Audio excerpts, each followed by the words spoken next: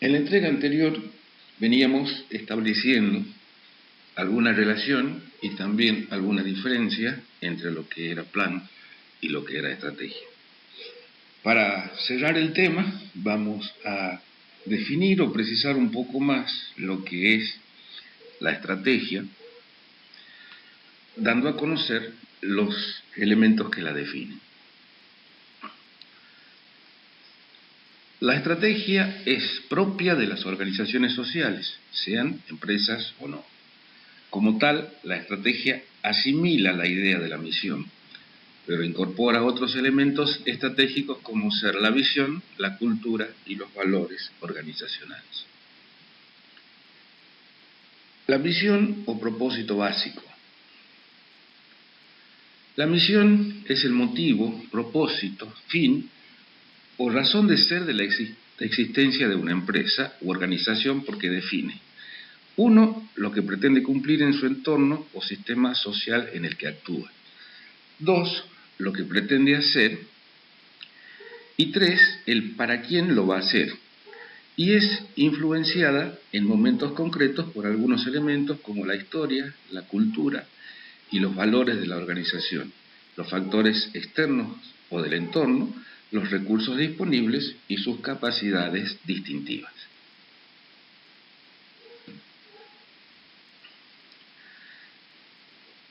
Otra acepción son los fines esenciales o directrices que definen la razón de ser, naturaleza y carácter de cualquier grupo social. Son aspiraciones fundamentales o finalidades de tipo cualitativo en forma permanente o semipermanente. La determinación de la misión o propósito básico permite el proceso de definición de objetivos y metas, niveles de aspiración o estados futuros deseados. Otro elemento constitutivo de la estrategia es la visión. La visión es una exposición clara que indica hacia dónde se dirige la empresa a largo plazo y en qué se deberá convertir, tomando en cuenta el impacto de las nuevas tecnologías, de las necesidades y expectativas cambiantes de los clientes, de la aparición de nuevas condiciones de mercado, etc. En el mundo empresarial, la visión se define como el camino al cual se dirige la empresa a largo plazo y sirve de rumbo y aliciente para orientar las decisiones estratégicas de crecimiento junto a las de competitividad. El simple hecho de establecer con claridad lo que se está haciendo el día de hoy no dice nada del futuro de la empresa, ni incorpora el sentido de un cambio necesario y de una dirección a largo plazo. Hay un imperativo administrativo todavía mayor, el de considerar qué deberá hacer la empresa para satisfacer las necesidades de sus clientes el día de mañana y cómo deberá evolucionar la configuración del negocio para que pueda crecer y prosperar. Por consiguiente, los administradores están obligados a ver más allá del negocio actual y pensar estratégicamente en el impacto de las nuevas tecnologías, de las necesidades y expectativas cambiantes de los clientes, de la aparición de nuevas condiciones de mercado y condiciones competitivas, etc. Deben hacer algunas consideraciones fundamentales acerca de hacia dónde quieren llevar a la empresa y desarrollar una visión de la clase de empresa en la cual creen que se deberán convertir.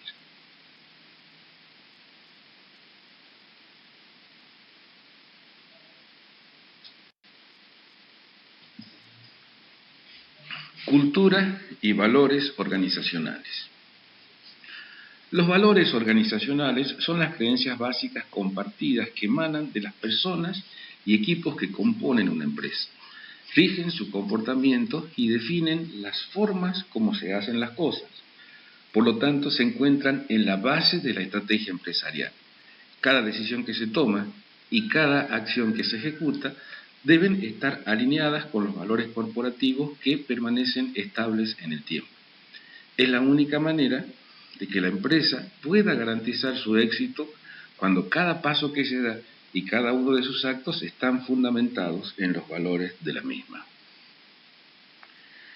se denomina cultura organizacional al sistema instituyente de esos valores. Hemos visto los elementos constitutivos de la estrategia. Ahora debemos respondernos a algo que quizás muchos de ustedes se han preguntado. ¿Por qué es importante la consideración de la estrategia? Todas estas consideraciones sobre la estrategia quizás resulten más pertinentes en un curso de administración en general que en uno de planeamiento en particular. Una organización ya conformada debe priorizar sus definiciones estratégicas en términos de los conceptos vertidos, misión, visión y valores. Pero un plan puede hacerse y ejecutarse de la nada. Entonces, ¿por qué y cómo la estrategia influye en el establecimiento de planes? En primer lugar, porque todo plan, sin importar su escala, requiere de una organización que lo instrumente.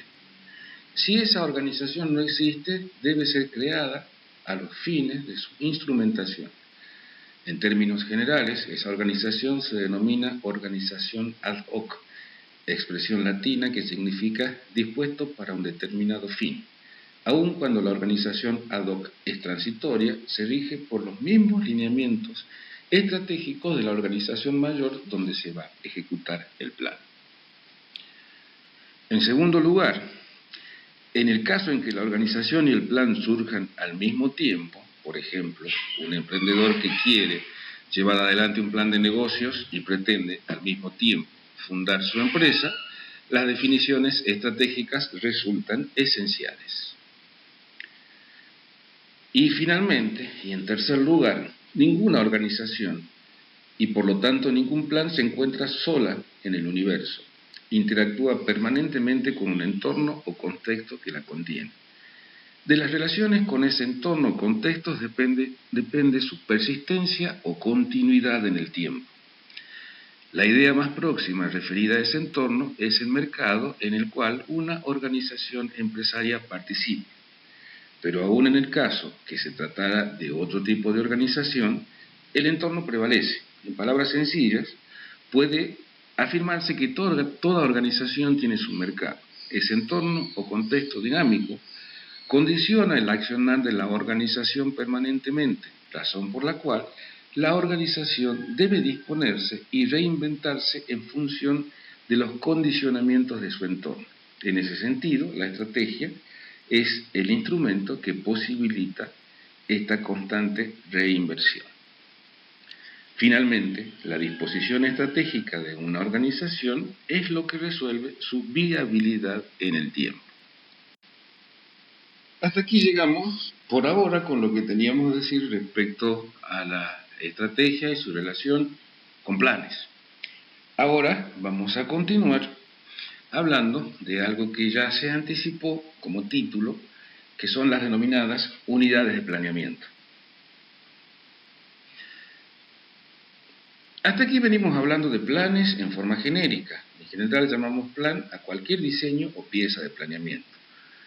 Pero en términos de planeamiento clásico se diferencian esas piezas o diseños en función de sus características, constituyendo lo que se llaman unidades de planeamiento. Las unidades de planeamiento se diferencian por escala y jerarquía. Llamaremos plan a la unidad mayor y proyecto a la unidad menor, existiendo una unidad intermedia denominada programa. Un plan se compone de un conjunto de programas y corresponde al nivel de objetivos más alto. Un programa se compone de un conjunto de proyectos y sus objetivos están subordinados a los del plan.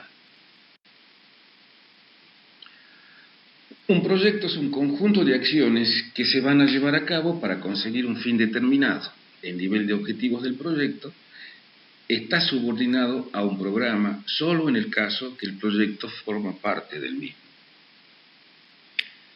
Tanto planes como programas solo establecen lineamientos, es decir, objetivos. El proyecto es la única unidad de planeamiento que no solo define objetivos, sino también las acciones, actividades necesarias para el alcance de los mismos.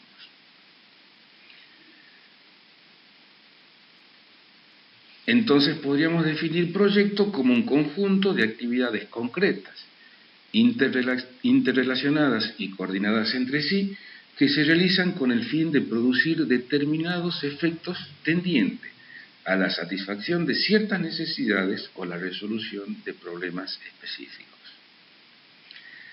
El proyecto bien puede contemplar la producción de bienes y o servicios siempre y cuando estas producciones sean concurrentes con los objetivos del proyecto. Ordenamiento jerárquico de las unidades de planeamiento. En este caso, podemos tomar la estructura o la configuración de la pirámide organizacional para ver cómo se ordenan jerárquicamente las unidades de planeamiento.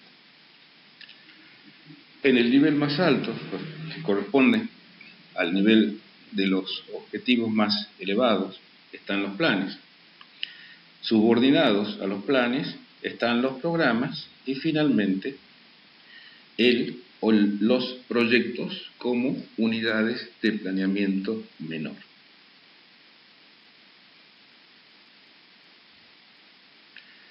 Esta forma de representación piramidal nos da una idea de cómo articulan jerárquicamente las unidades de planeamiento, dejando en claro que el proyecto es la base de toda planificación. Un claro ejemplo de aplicación de las unidades de planeamiento y su organización jerárquica se da en la instrumentación de políticas públicas. En la siguiente representación a la derecha se muestra el organigrama del Poder Ejecutivo de un Estado. Podría ser el Estado Nacional o cualquier Estado provincial. ¿Cómo está estructurado ese Poder Ejecutivo? Bueno, en ministerios, que a su vez se integran por secretarías, y a su vez, dentro de las secretarías existe un conjunto de direcciones.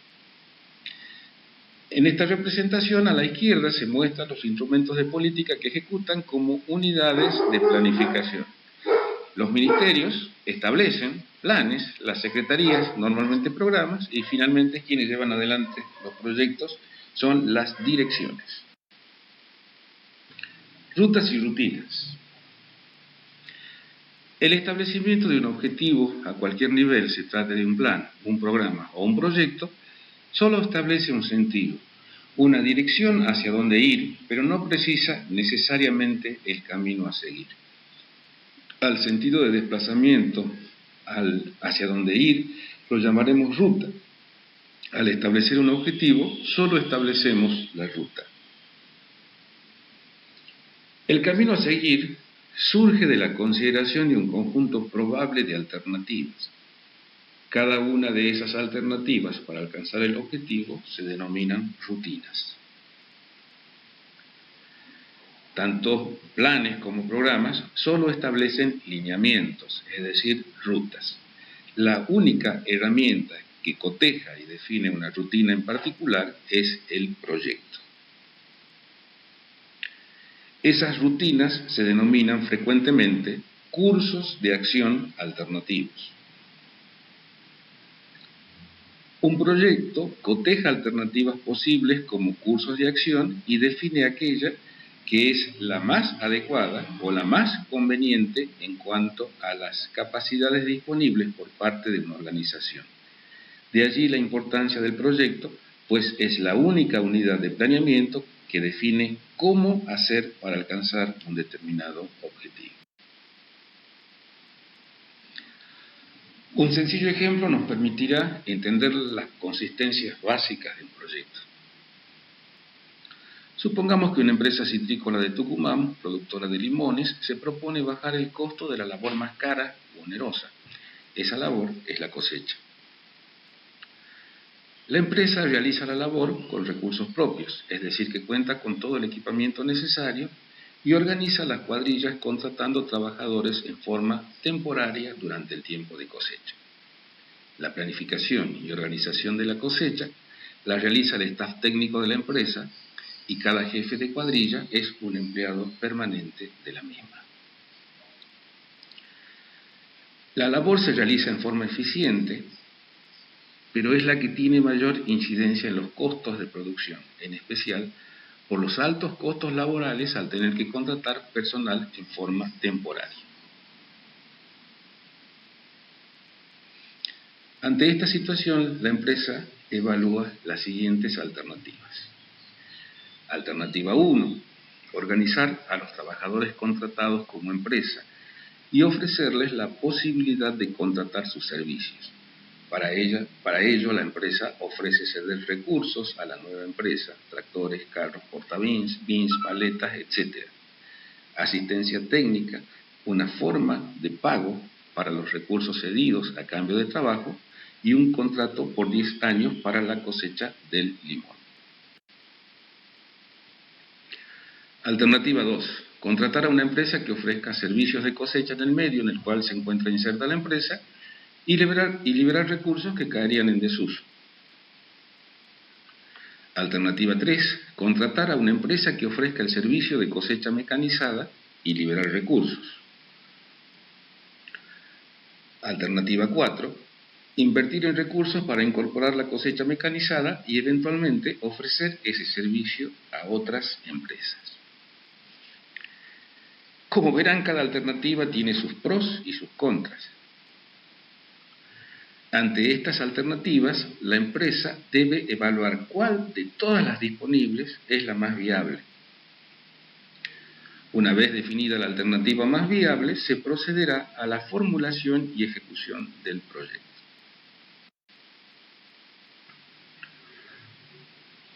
¿Qué origina un proyecto? Orígenes de un proyecto. ¿Cuáles son las razones por las cuales se origina un proyecto? Es decir, ¿qué es lo que está motivando un proyecto o cuáles son sus causas? ¿O en qué situación una organización necesita llevar adelante un proyecto? Un proyecto puede surgir a partir de diferentes causas. Estas causas pueden sintetizarse en las siguientes. 1. Existe un problema y su solución debe ser modelada. Se trata en todo caso de un problema adaptativo. 2. Existe una oportunidad y esta puede ser capitalizada por parte de la organización.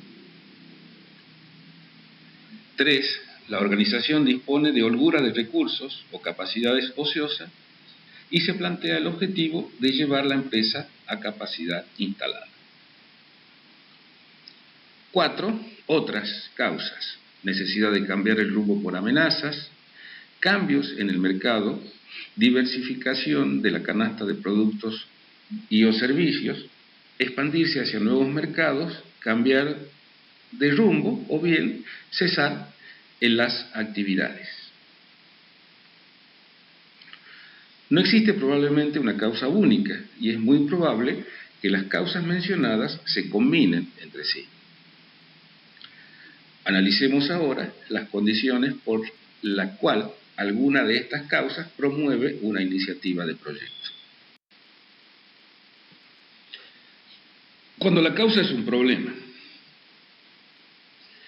En este caso, el proyecto solo es pertinente cuando se trata de un problema adaptativo que requiere una solución planeada. La rotura de una máquina, el licenciamiento de un operario por enfermedad, etc. son situaciones triviales que no requieren de un proyecto para su solución. Supongamos, volviendo a nuestra empresa productora de limones, que a raíz de la pandemia por el COVID-19 se ha instituido un nuevo protocolo sanitario para la exportación de fruta. La empresa debe resolver la forma en que se incorporará a la práctica el nuevo protocolo para poder seguir participando del mercado externo. Esta situación adaptativa sí requiere de un proyecto a los fines de su resolución. Cuando la causa es una oportunidad, la incorporación de nuevos hábitos alimenticios en la población, pretendiendo mayor inocuidad de los alimentos, se constituye, en nuestro ejemplo, en una oportunidad para que nuestra empresa citícola incorpore la producción orgánica de limón.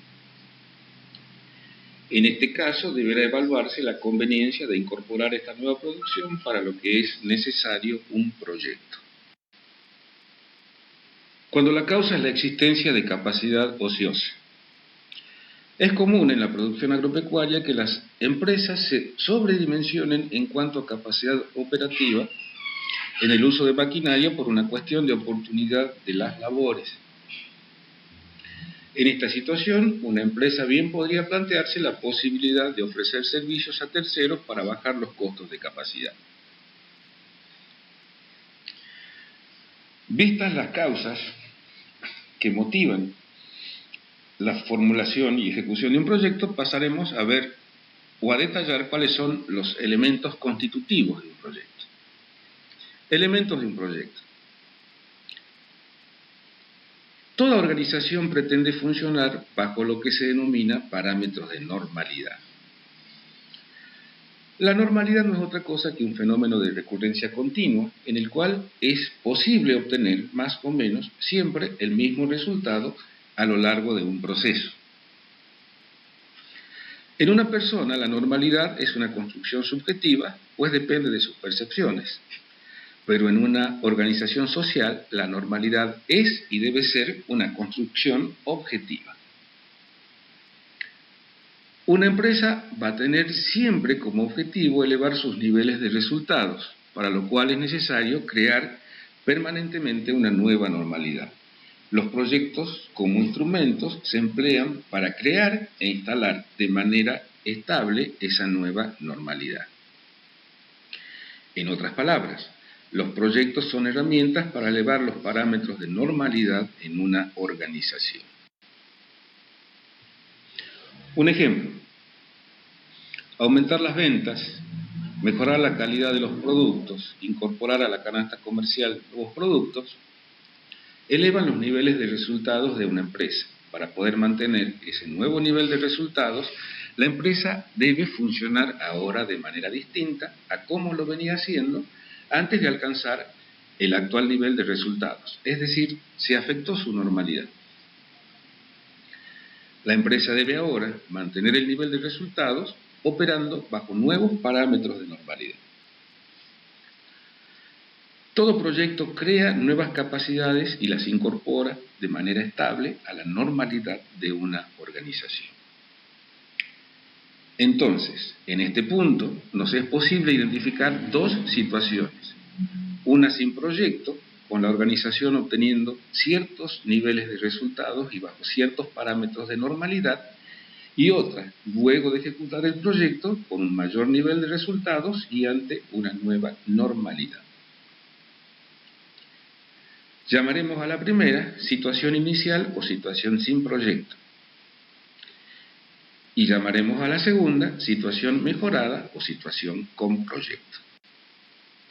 Lo expresado anteriormente puede representarse de alguna manera a través de un sistema de coordenadas cartesianas, donde por un lado vamos a representar los resultados de un proyecto que se ejecuta en un determinado tiempo. ¿Qué es lo que estamos relacionando? Por un lado, un indicador objetivo de resultados propuesto para el proyecto y cómo varía ese nivel de resultados en el tiempo, partiendo siempre de aquello que llamamos situación inicial, donde se observa un determinado nivel de resultados.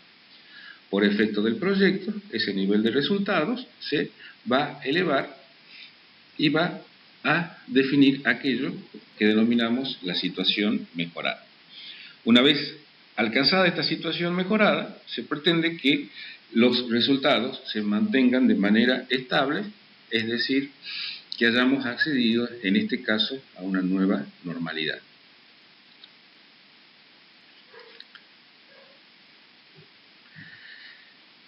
Denominaremos horizonte del proyecto a la duración del mismo o al tiempo necesario para ir de la situación inicial a la situación final. Los elementos del proyecto surgen a partir de la identificación de indicadores situacionales de resultados que nos dan una idea de la normalidad en la organización. Estos indicadores nos permitirán caracterizar ambas situaciones y compararlas a los fines de medir los efectos del proyecto. Una mejora en el nivel de resultados se constituye en el objetivo general del proyecto. Los cursos de acción para alcanzar esa mejora se denominan actividades de proyecto. El tiempo necesario para alcanzar el objetivo se denomina horizonte de proyecto u horizonte de planeamiento. Como las actividades de proyectos implican el alcance de metas parciales, se denomina a estas últimas como objetivos específicos u objetivos de actividad. De esta manera quedan así definidos los elementos del proyecto. Damos, de manera de síntesis, una descripción de los elementos constitutivos de un proyecto y sus indicadores objetivos. ¿Cuáles son los elementos que definen un proyecto? Se puede leer de arriba hacia abajo o de abajo hacia arriba: el objetivo general, los objetivos específicos o de actividad y las actividades de proyecto. Al mismo tiempo, se deben plantear o se deben identificar indicadores objetivos con el objeto de medir una mejora global por efecto del proyecto, es decir, un indicador al nivel del objetivo general, y indicadores que nos permitan medir el alcance de los resultados previstos por el desarrollo o ejecución de las actividades de proyecto. Organización general de un proyecto. Para alcanzar un objetivo establecido como meta, en este caso el objetivo general de un proyecto, necesitamos llevar adelante una determinada cantidad de actividades a las que denominamos actividades de proyecto. Cada una de estas actividades, por efecto de la ejecución de los mismos, nos va a permitir el alcance de ciertos resultados. A su vez, esos resultados deben satisfacer los denominados objetivos de actividad, es decir, alcanzar un determinado nivel. Si se ejecutan convenientemente las actividades, se alcanzan los resultados previstos y se logran los objetivos de actividad, entonces sí es posible que a través de la realización o el cumplimiento de todas estas premisas se alcance finalmente el objetivo general.